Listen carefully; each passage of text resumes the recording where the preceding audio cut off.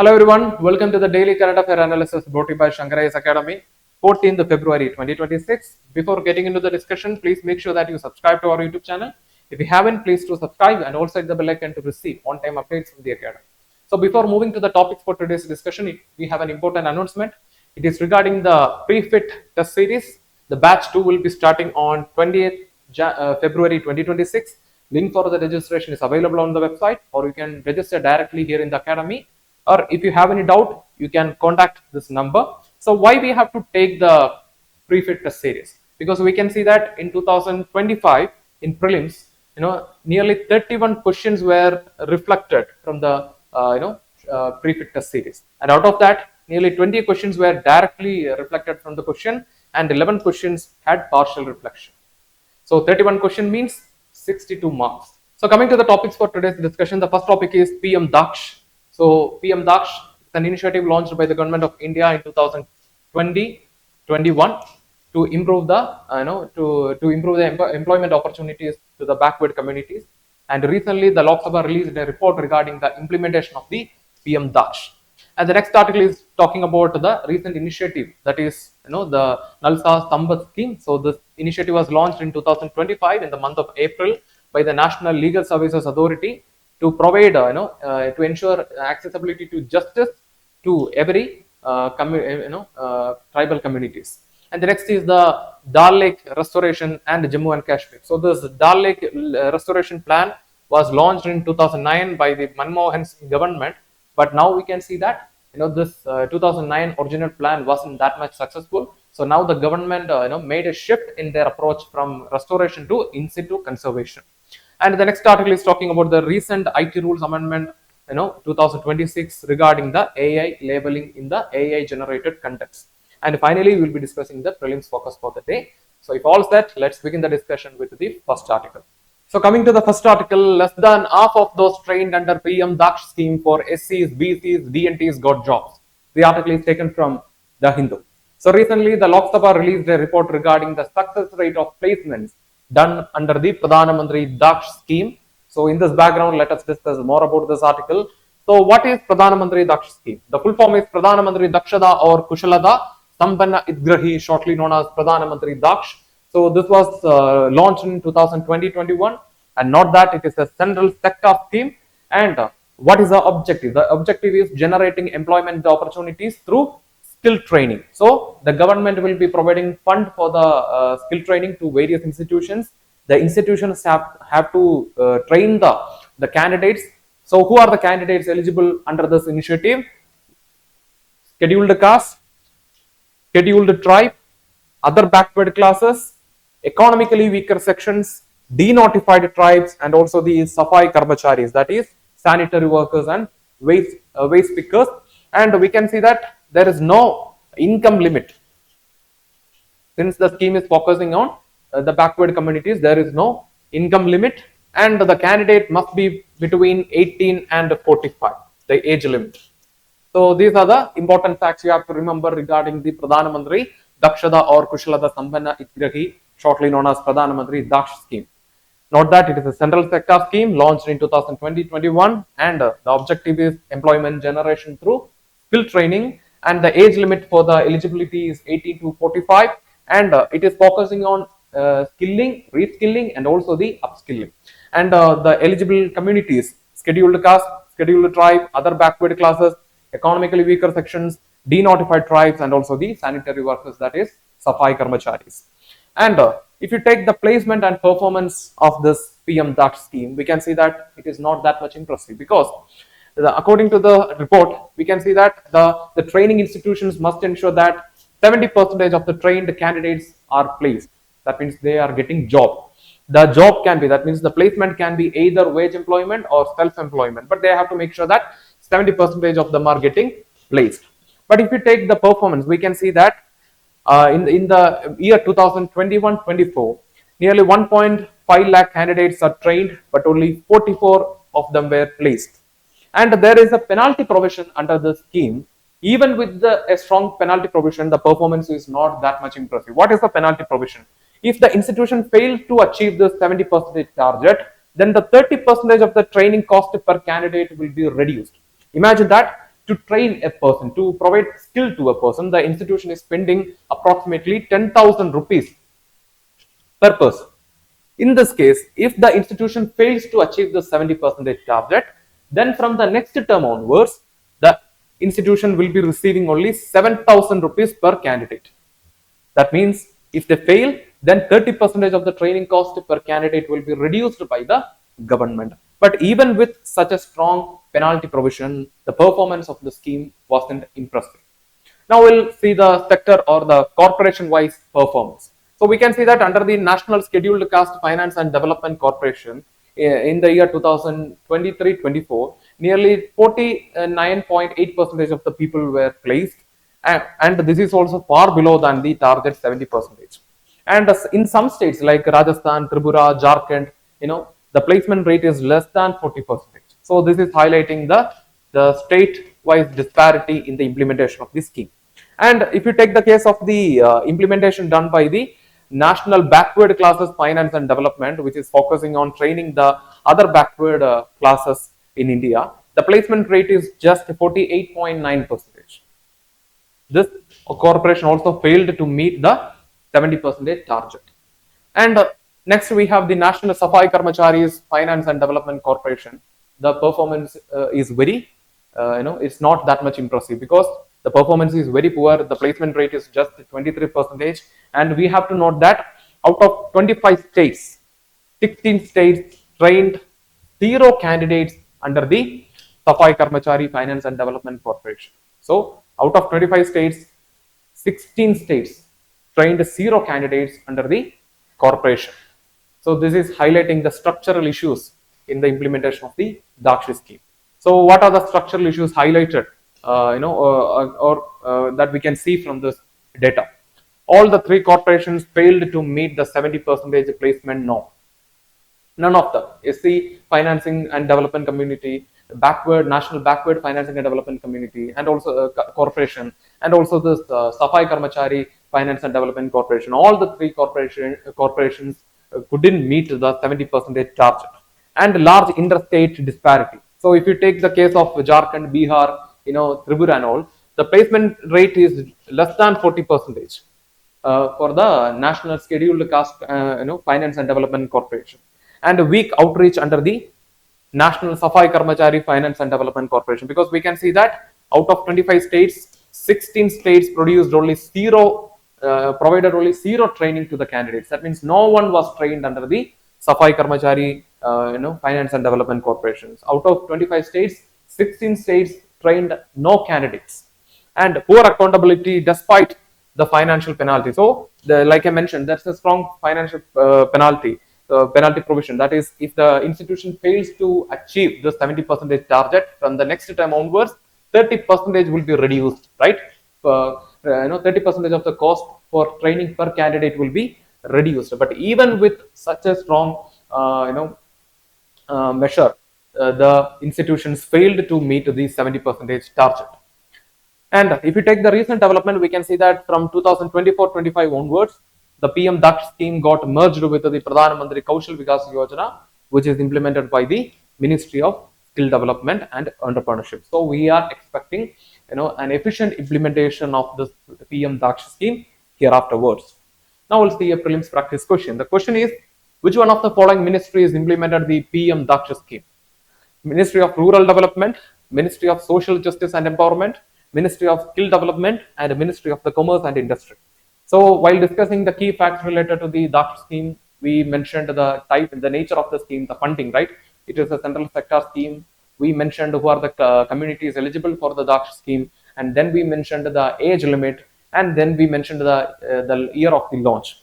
But we did not mention the ministry. The ministry is Ministry of Social Justice and Empowerment. But currently, it is the DAKSH scheme got merged with the Kaushal Vikas Yojana. So hereafter, the responsibility is taken care by the Ministry of Skill Development and Entrepreneurship. So with this, we will move to the next article. So coming to the second article, NALSA SAMVAD scheme 2025 seeks to improve legal awareness, outreach, and delivery of legal services by adopting a community-based, outreach-driven approach. The article is taken from the Press Information Bureau, and the article is talking about the SAMVAD scheme launched by the National Legal Services Authority. So what is the full form of SAMVAD scheme? The full form is strengthening access to justice for marginalized, vulnerable Adivasis and denotified or nomadic tribes. And the initiative was launched in the April month of 2025, and the authority of implementation is the National Legal Services Authority, and the objective is ensuring effective accessibility to justice to scheduled tribe, particularly vulnerable tribe, denotified tribal community, and also the nomadic tribal community. So what is the need? What is the purpose of focusing on every category within the tribal community? Because the problems and the issues faced by each category is different. For example, if you ask a non-tribal person regarding the issues faced by the tribal community, then he would answer that illiteracy, lack of technology, lack of English knowledge and all. But the question is, why a tribal person who is leading a subsistence model of life needs to understand the artificial intelligence and English language? What is the need for that? So whatever the problems raised by the non-tribal person regarding the issues faced by the tribal community is always from the ethnocentric point of view. And within the tribal group, the problem may be different. For example, for the scheduled tribe, the problem may be poverty. And for the particularly vulnerable tribal group, the problem may be hunting rights. And for the denotified tribes, so who are those denotified tribes? So when we talked about the PM DAKSH scheme, we mentioned the term denotified tribe because they are one of the eligible categories to get benefited under the PM DAKSH. So who are this denotified tribal community? To understand that, we have to go back in time because they have a separate history. Because in the year 1872, the British government brought an act called Tribal Criminals Act. This Tribal Criminals Act of 1872 branded certain tribal communities as born criminals, and the British government kept those tribal communities under constant surveillance and monitoring, and this led to the erosion of rights, liberty, and also their culture. And after independence in the year 1952, the government of India brought the Habitual Offenders Act to replace the old Tribal Criminals Act. But this Habitual Offenders Act also received a lot of criticism and protests from the activists. And currently, we are using the term denotified tribal community for the administrative purpose, to deal with the tribal communities who were historically branded as criminals by the British government. So, denotified tribal groups are the tribal communities who are historically branded as criminals by the criminal acts brought by the British government, and their problem may be entirely different because their problem may be rights, civilian rights, so discrimination.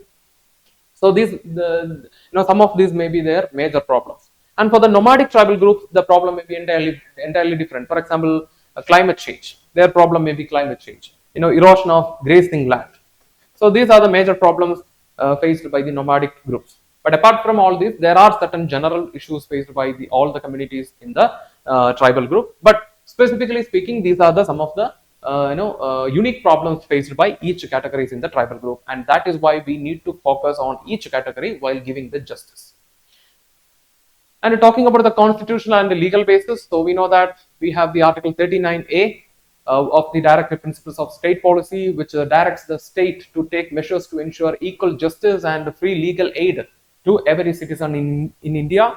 And it is inserted. This is Article 39A, which means it is implemented or inserted through an amendment, that is the 42nd Amendment of 1976. And when we talk about the implementation authority, that is the National Legal Services Authority. It is established under the Legal Services Authority Act of 1987. And this establishes the national level legal services authority, state level, district level, and also it establishes the taluk level legal services committee. And this National Legal Services Authority is working under the Department of Justice under the Ministry of Law. And talking about the key features of SAMVAD scheme. First is institutional. First we'll see the institutional mechanism. So how how they are going to implement the initiative. For that, they will be establishing SAMVAD units at the district level, and then we will identify the tribal communities at the taluk level, and then we will use annual action plans for the development of the tribal community. So at every level we will be having SAMVAD units to bring last mile delivery of justice to the tribal community, and we will be also having national annual action plans. The plans will be reviewed and it will be updated every year. And then talking about the human resource component, we will be deploying the panel of lawyers to review the cases and disputes. And then we will be taking the assistance of paralegal volunteers to communicate with the tribal communities. And most of those paralegal volunteers, we are mostly preferring the people from the tribal communities itself. And what are the focus areas? Land and forest rights, displacement and rehabilitation, welfare entitlements, social security, and also the documentation support. And talking about the outreach based, community based outreach model. So what does it mean?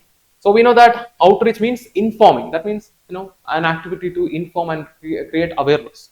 So under this initiative, we'll be focusing on outreach activities such as door-to-door campaigns, legal literacy sessions in local language, because the language spoken by the tribal community and the mainstream society will be different, and sometimes the language may be same, but the dialect may be different.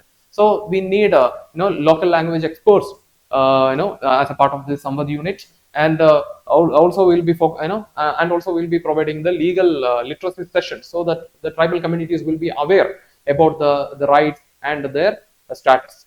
And then we will be focusing on legal services camps, coordination with the Gram Sabha, and also early intervention in the disputes before the disputes gets complex. And what is the objectivity? The objective is last mile delivery of justice, cultural sensitivity, and ensuring coverage to the remote tribal societies. And as of 2026, we can see that under this initiative, the National Legal Services Authority has established nearly 690 SAMVAD units at the district level. And also we have ensured nationwide coverage to the tribal communities through state level legal services authority, and also the district level legal services authority. And talking about the accountability framework, so how we can ensure that the initiatives are properly implemented. And for that, the National Legal Services Authority has brought a structured reporting system. That means in every 4 months, the taluk level service committee, the district level service authority, and the state level service authority has to report the NALSA regarding the initiatives they have taken.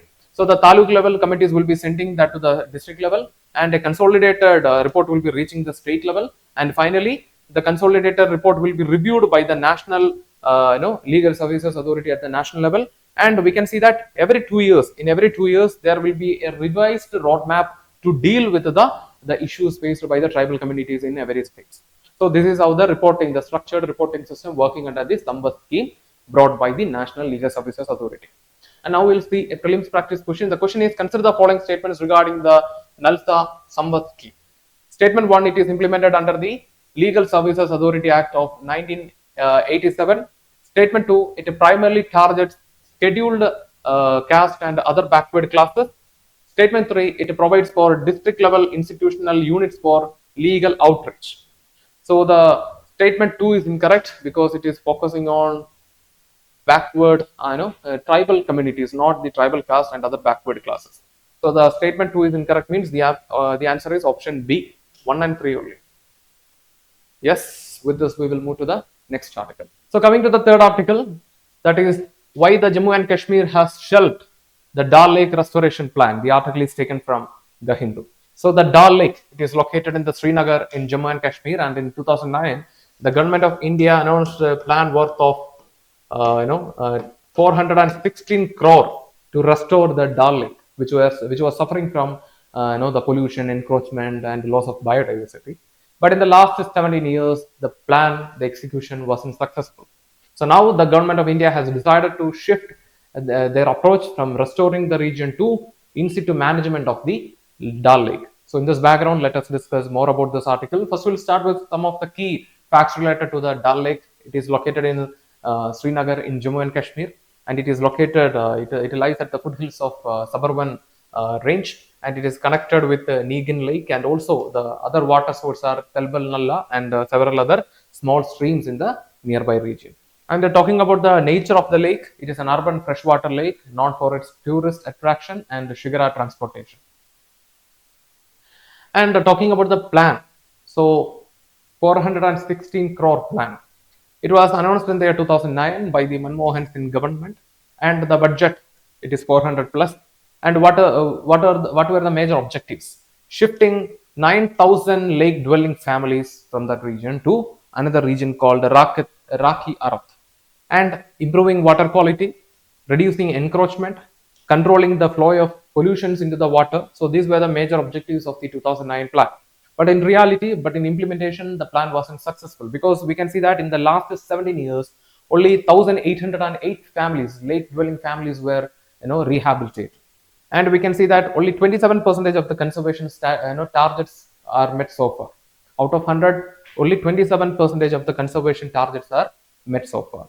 And we can see that they provided a relocation site, that is the Rakhiarat, but this region is a flood prone region and also lacks proper infrastructure facility. So the people are not willing to go there. And talking about the major issues, the environmental issues faced by the Dal Lake. The first is decline of the water quality because of the inflow of pollution due to the urbanization and industrialization. And the second is eutrophication. That means eutrophication means inflow of excess nutrition into the water. So especially the in the recent times we can see increased composition of phosphor and nitrogen in the water, and this led to the excessive weed growth and biodiversity alteration. So we know that when high amount of nutrition is going into the water, that will affect the organism, and it will die. As a result, the food chain will be affected, and within a short span of time the entire aquatic ecosystem will be affected, and slowly this aquatic ecosystem will lead to will disappear. That means this lake will become marshland. So this is how the eutrophication will affect an aquatic ecosystem. And the next is encroachment because of the expansion of settlements and urbanization, and the catchment area degradation, particularly due to the deforestation, grazing, overgrazing, land use change. That means without proper plan, going for industrialization and agriculture activities, reduced inflow of channels, that is indicating the poor flow of the water circulation in this region. And what is the new in situ conservation plan announced in 2006? So this is it is a result of high level committee meeting done in 2022, which recommended allowing the dwellers to lake dwelling families to settle, remain in the lake region, and recognize them as a part of ecosystem. So in the previous plan, in 2009 plan, one of the objectives was shifting 9,000 plus families, lake dwelling families, from that region to another region. And the institutional mechanism, we have the Jammu and Kashmir Lake Conservation and Management Authority to take care of the measures. And what are the key measures? What are the key measures or the steps as a part of this new in situ conservation? Identification of 58 hamlets, installation of modular sewage treatment plants, and sewage management of 28 internal hamlets, dredging in interior channels, and revival of water circulation. So degradation of the, so all the issues are addressed. So first of all, identifying the hamlets, waste management, and dredging of interior channels, and revival of water circulation, because degradation of catchment area. So restoration of the catchment area is one of the focus of the new plan. And related schemes and institutional context. So we have the Prime Minister's developmental package for this.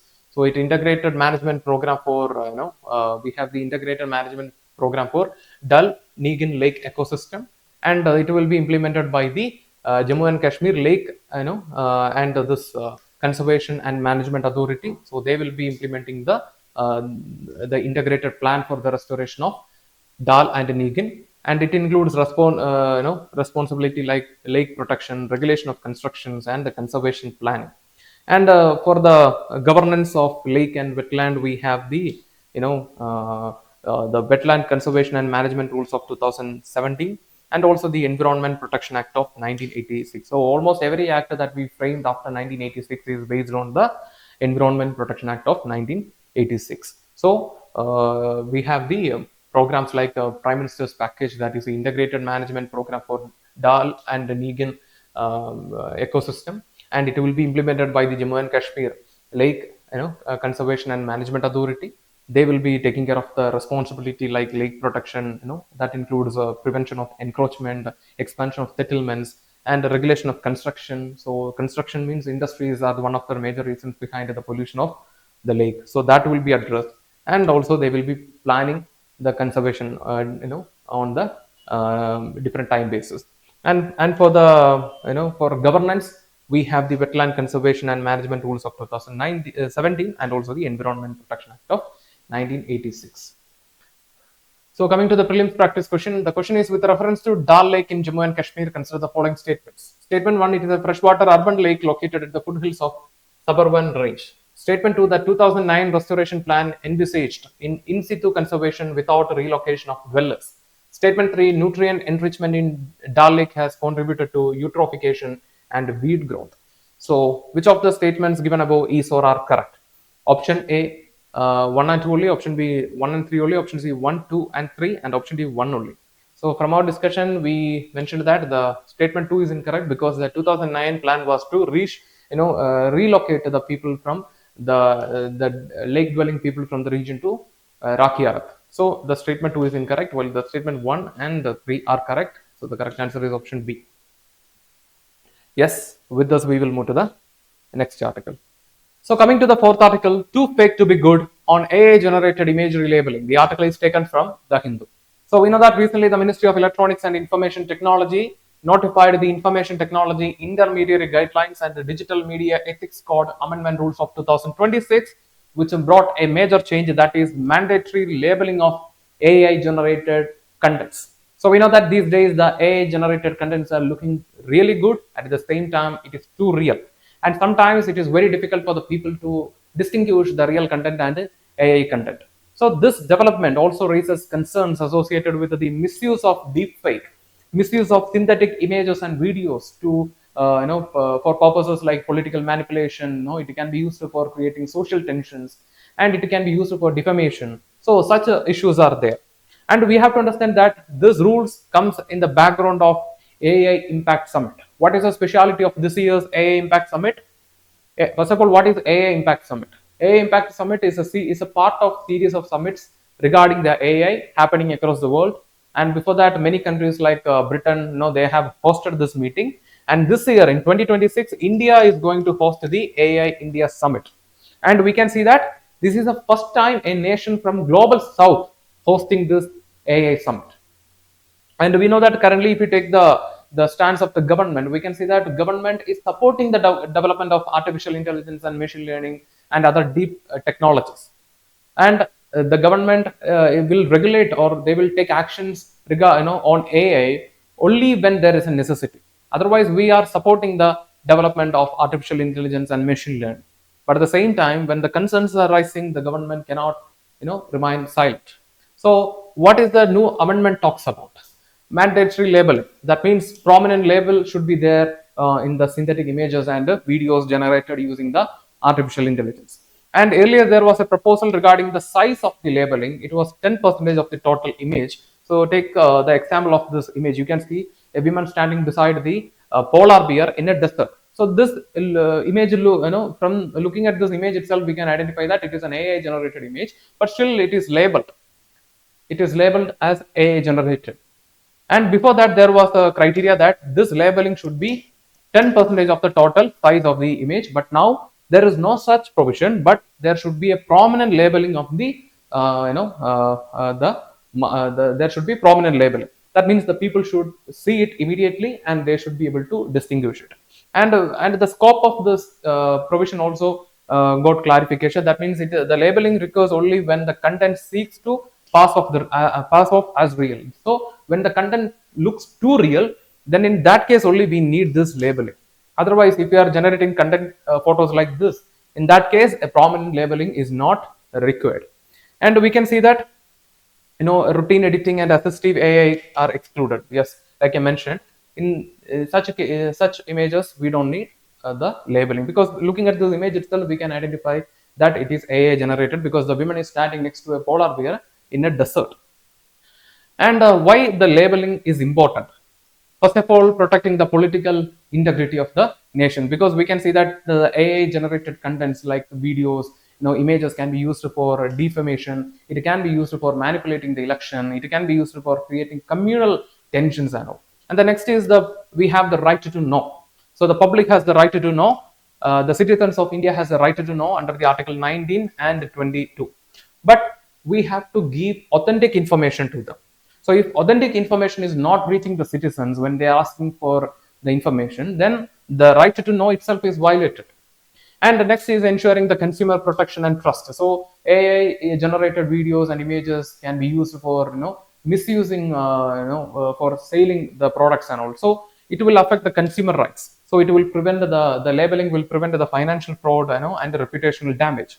And also it is aligning with the international norms like the European Union Digital Services Act, which mandates transparency obligations. And controversial provision, that is 2 to 3 hours takedown rule. So what is this controversial provision of the new rules of 2026? So before that, if you file a complaint regarding an online content, then within 24 to 36 hours it has to be removed from the online platform. But as per the new rule, the time frame is 2 hours and 3 hours. 2 hours for the contents, like the non-consensual intimate images, and 3 hours for other unlawful contents. So the severe cases, the contents which are severely defaming a person or a community has to be removed within 2 hours, and other unlawful contents has to be removed within a frame of 3 hours. And this applies to all the content categories. That means there is no exception in the in the contents. And the risk of losing safe harbor protection if not complied. That means if the platform is not ready to take action, then the platform will be responsible for that. Then the platform may face legal actions also. What is meant by this safe harbor protection? So this safe harbor protection is provided under the section 79 of the IT rules of 2000. So under this, the platform, the online platform will have certain protection from issues like this. For example, imagine that you are posting a content defaming a person or a community on a particular platform, and if that the platform will not be responsible for that. But if the platform is not acting neutral, that means even after receiving the complaint, if the platform is not ready to take action against the content and the user, then in that case the platform may lose the safe harbor protection and it may face actions. And at the same time, we have certain legal and governance issues because this rule is challenged in the court, and there is no public consultation before the change. Because we can, if we are immediately changing that, removing the content from online within 2 to 3 hours, that means it is violating the right. There is a possibility of violation of Article 19, that is the right to the freedom of speech and expression. And a take down first and assess later model, yes, because it can lead to over this 2 to 3 hours framework can lead to over censorship. It can lead to immediate removal of the contents from the online platforms, and this may affect, like I mentioned, without public consultation. If the content is removed, then in that case what happens? And there is no exception for certain categories, there is no categorization also. So this rule applies to all the categories of online content. So without without such frameworks, without such provisions, it can lead to over censorship. It can lead to violation of Article 19 to an extent. And balancing the regulation and innovation. So why the regulation is necessary? So like I mentioned, deep fake scams are there. Spread of political misinformation can happen, and cyber harassment can happen. For example, digital arrest, such issues can happen. National security threats. It can be used by other agents of other countries to create political instability. So such risks are there. But at the same time, over regulation also has certain risks. For example, if you take the case of this 2 to 3 hours framework, there is no separate categories for this online content, and it is applicable to every content in the online platform. So in such a case, it will affect the freedom, and at the same time, the regulation of the AI platforms may slow down the innovation in the area, and the complaints cost escalation. So the online platforms has to strictly monitor the people. They have to engage in frequent investigation. That is costly, and this will also affect the business, as well as this will discourage the online platforms. And international trade tensions impact on digital economy. So international trade tensions, we know that what happened when the government of India banned the application called TikTok, right? And impact on digital economy, yes, because social media platforms are also part of digital economy, because through this various economic transactions are happening. So if we are not if we are not properly regulating, if there is no balance, in that case the online digital platforms will be affected. That means it is affecting the digital economy as well. And a suggested way: risk tired regulation. So like I mentioned, there is no categorization of online contents. So first of all, we have to bring a categorization, and independent AI regulatory oversight body has to be established, and a clear definition of unlawful content. So what type of content is known as unlawful content? For example, the non-consensual intimate images is classified as unlawful content, right? So such classifications or definitions has to be brought up, and the parliamentary scrutiny into those rules, and transparency in consultation process.